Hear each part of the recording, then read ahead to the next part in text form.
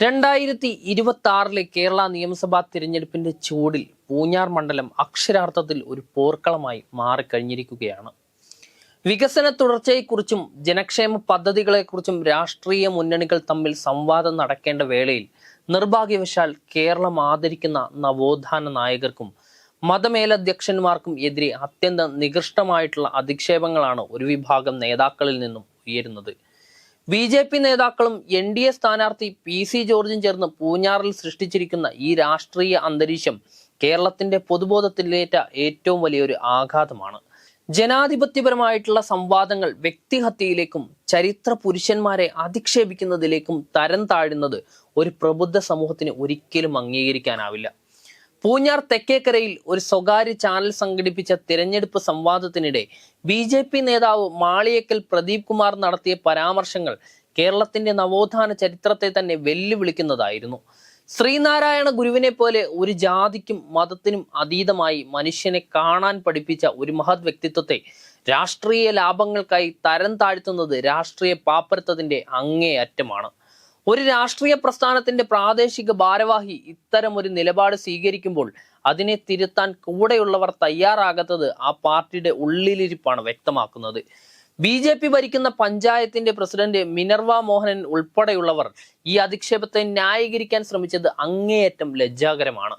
പിന്നോക്ക വിഭാഗങ്ങളെയും അവർ ആദരിക്കുന്ന ഗുരുവിനെയും അപമാനിക്കുന്ന ഉത്തരേന്ത്യൻ രീതിയിലുള്ള ഒരു രാഷ്ട്രീയ അജണ്ട കേരളത്തിൽ നടപ്പിലാക്കാൻ ശ്രമിക്കുന്നത് വലിയ പ്രത്യാഘാതങ്ങൾ ഉണ്ടാക്കും.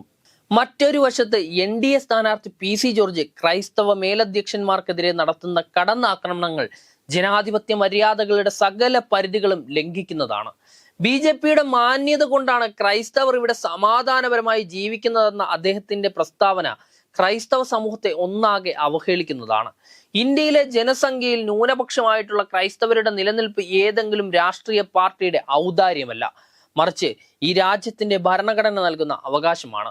ഇത് മറന്നുകൊണ്ട് മതമേലധ്യക്ഷന്മാരെ ഊളകളെന്നും തലയ്ക്ക് സ്ഥിരതയില്ലാത്തവരെന്നും വിളിക്കുന്നത് രാഷ്ട്രീയത്തിലെ ഏറ്റവും തരം താഴ്ന്ന നിലവാരമാണ്. ഇത്തരം പ്രയോഗങ്ങൾ വഴി PC ജോർജ് ലക്ഷ്യമിടുന്നത് വർഗീയ ധ്രുവീകരണമാണെന്നും വ്യക്തമാണ്. മതനേതാക്കൾക്ക് രാഷ്ട്രീയ നിലപാടുകൾ ഉണ്ടാകാം, അതിനെ വിയോജിക്കാൻ എല്ലാവർക്കും അവകാശമുണ്ട്. എന്നാൽ ആ വിയോജിപ്പ് പ്രകടിപ്പിക്കാൻ ഉപയോഗിക്കുന്ന ഭാഷ സഭ്യമായിരിക്കണം എന്നത് രാഷ്ട്രീയത്തിലെ പ്രാഥമിക അച്ചടക്കമാണ്. ഈ രണ്ട് സംഭവങ്ങളും കൂടി കൂട്ടി വായിക്കുമ്പോൾ പൂഞ്ഞാറിൽ BJP മുന്നോട്ട് വെക്കുന്നത് രാഷ്ട്രീയ വിദ്വേഷത്തിൻ്റെതാണ് എന്നത് തന്നെയാണ്. ശ്രീനാരായണ ഗുരുവിനെ അധിക്ഷേപിച്ച നേതാവിനെ സംരക്ഷിക്കുന്നതിലൂടെ ആ പാർട്ടി പിന്നോക്ക വിഭാഗങ്ങളോടുള്ള തങ്ങളുടെ യഥാർത്ഥ മനോഭാവം വെളിപ്പെടുത്തിയിരിക്കുന്നു. അതേസമയം ക്രൈസ്തവ സമുദായത്തെ ഭീഷണിപ്പെടുത്തിയും അവരുടെ ആത്മീയ നേതാക്കളെ അപമാനിച്ചും വോട്ട് നേടാമെന്ന PC ജോർജിന്റെ വ്യാമോഹം പൂഞ്ഞാറിലെ പ്രബുദ്ധരായ വോട്ടർമാർ തള്ളിക്കളയുമെന്ന് ഉറപ്പാണ്. കോൺഗ്രസ് ഭരണകാലത്തെ ക്രൈസ്തവ മുഖ്യമന്ത്രിമാരെ പരിഹസിച്ചുകൊണ്ട് BJPയാണ് ഏക രക്ഷകരെന്ന് വരുത്തി തീർക്കാനുള്ള ശ്രമം വിരോധാഭാസമായി മാത്രമേ നമുക്ക് കാണാൻ കഴിയൂ. ഇത്തരം പ്രസ്താവനകൾ വഴി സ്വന്തം അണികളെ പോലും നാണം കെടുത്തുന്ന രീതിയിലാണ് ഈ നേതാക്കൾ അവലംബിക്കുന്നത്.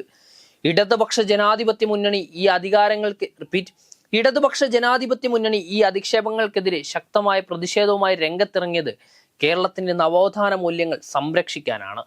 ഗുരുവിനെയും മതനേതാക്കളെയും അവഹേളിച്ചവർ പൊതുസമൂഹത്തോട് മാപ്പ് പറയണമെന്ന ആവശ്യവും ശക്തമാണ്. എന്നാൽ നേതാക്കളുടെ വാക്കുകൾ വളച്ചൊടിച്ചതാണെന്ന പതിവ് BJP തന്ത്രം ഇവിടെ ആവർത്തിക്കപ്പെടുകയാണ്. ദൃശ്യമാധ്യമങ്ങളിലൂടെ പുറത്തു വന്ന സത്യങ്ങൾ ജനങ്ങൾക്ക് മുന്നിലുള്ളപ്പോൾ ഇത്തരമൊരു ന്യായീകരണത്തിന് യാതൊരുവിധ പ്രസക്തിയുമില്ല. ജനാധിപത്യം എന്നത് സംവാദങ്ങളുടെ വേദിയാണ്, അല്ലാതെ തെറിവിളികളുടെയും അധിക്ഷേപങ്ങളുടെയും ഇടമല്ല. സ്വന്തം രാഷ്ട്രീയ വൈകല്യങ്ങൾ മറച്ചുവെക്കാൻ ചരിത്ര പുരുഷന്മാരെയും ആത്മീയ നേതാക്കളെയും ബലി കൊടുക്കുന്നത് രാഷ്ട്രീയ ധാർമ്മികതയ്ക്ക് നിരക്കാത്തതാണ്. പൂഞ്ഞാറിന്റെ ജനത ഇത്തരമൊരു അധമമായിട്ടുള്ള രാഷ്ട്രീയ ശൈലിയെ എങ്ങനെ നേരിടും എന്നത് വരാനിരിക്കുന്ന തിരഞ്ഞെടുപ്പിൽ നിർണായകമാണ്. സാമൂഹിക പരിഷ്കർത്താക്കളെയും മതവിഭാഗങ്ങളെയും അധിക്ഷേപിക്കുന്നത് ഒരു തിരഞ്ഞെടുപ്പ് തന്ത്രമായി കാണുന്നവർക്ക് ബാലറ്റിലൂടെ വലിയൊരു തിരിച്ചടി നൽകേണ്ടതുണ്ട്. PC ജോർജിന്റെ അക്രമാസക്തമായിട്ടുള്ള ഭാഷയും BJP നേതാക്കളുടെ വിവരക്കേടും പൂഞ്ഞാറിലെ രാഷ്ട്രീയ അന്തരീക്ഷം മലിനമാക്കുന്നുണ്ട്. വികസനത്തെക്കുറിച്ചും തൊഴിലില്ലായ്മയെക്കുറിച്ചും ചർച്ച ചെയ്യേണ്ടുന്ന വേദിയിൽ ഇത്തരം അനാവശ്യ വിവാദങ്ങൾ കുത്തിപ്പോക്കുന്നത് വോട്ടർമാരുടെ ശ്രദ്ധ തിരിക്കാനാണ്. എന്നാൽ ആർജവമുള്ള വോട്ടർമാർ ഇത്തരം ഗൂഢാലോചനകളെ തിരിച്ചറിയുകയും തക്കതായ മറുപടി നൽകുകയും ചെയ്യും. ഗുരുദേവൻ വിഭാവനം ചെയ്ത വിവേചനരഹിതമായിട്ടുള്ള സമൂഹം വിവിധ മതവിഭാഗങ്ങൾ തമ്മിലുള്ള സ്നേഹവും സഹവർത്തിത്വവുമാണ് കേരളത്തിന്റെ പ്രധാനപ്പെട്ട അടിത്തറ. ഈ അടിത്തറ ഇളക്കാൻ ശ്രമിക്കുന്ന നേതാക്കൾ ആരായാലും അവർക്ക് രാഷ്ട്രീയ കേരളം മാപ്പ് നൽകില്ല. പൂഞ്ഞാറിൽ അരങ്ങേറുന്ന ഈ വിദ്വേഷ രാഷ്ട്രീയം പരാജയപ്പെടേണ്ടത് കേരളത്തിന്റെ മതേതര മനസ്സിന്റെ നിലനിൽപ്പിന് അത്യാവശ്യമാണ്.